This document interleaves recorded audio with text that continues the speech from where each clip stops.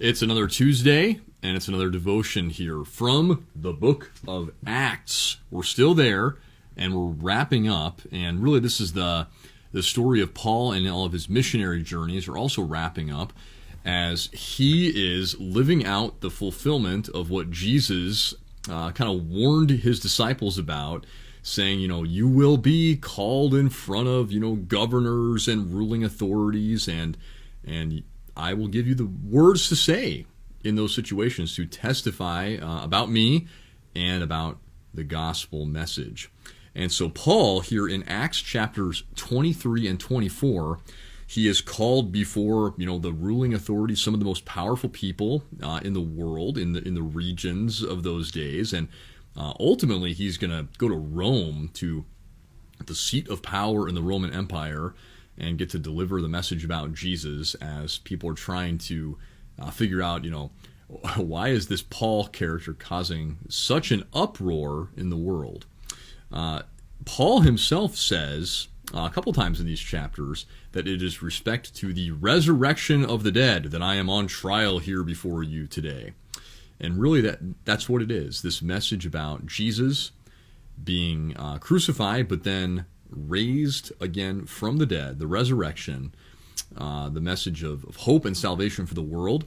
That is a stumbling block to the world.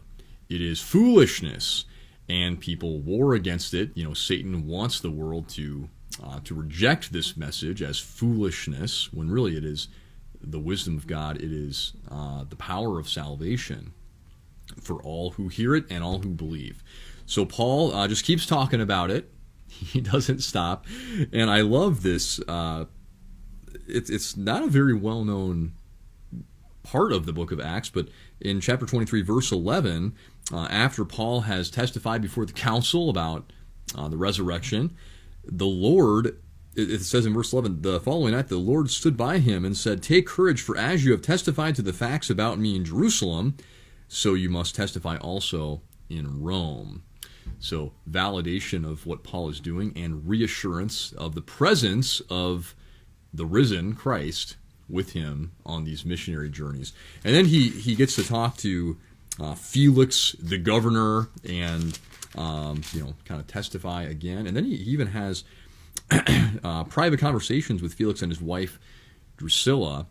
And Felix likes to keep talking about things. And actually says that Felix was more interested in getting a bribe from Paul. I'll hear your Jesus stuff, but you never know what God will do with that word that is sown.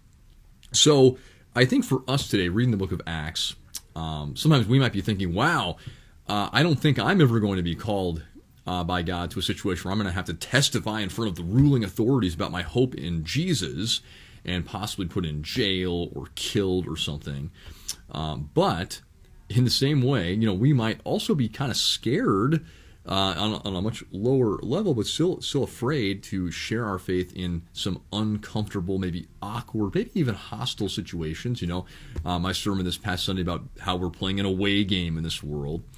Well, Jesus goes with us on that away game, and he is present with us in that opportunity of sharing the hope that we have in Jesus, sharing the hope in the resurrection of the dead, Jesus' resurrection and our future resurrection by faith in him.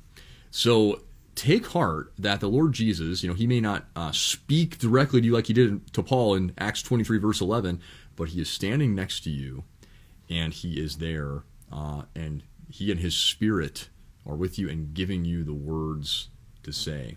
So if you have missed opportunities in the past, take heart. You will have more. Trust in Jesus. Follow him. And stay strong in your hope in the resurrection. And share that life and world-changing news with other people as you have opportunity. And you will have opportunity. God will grant that to us. God's blessings as you finish up the book of Acts this week, and as we get started in reading all those letters in the New Testament. What a blessing they are. We'll get to those soon enough. God's blessings to each one of you.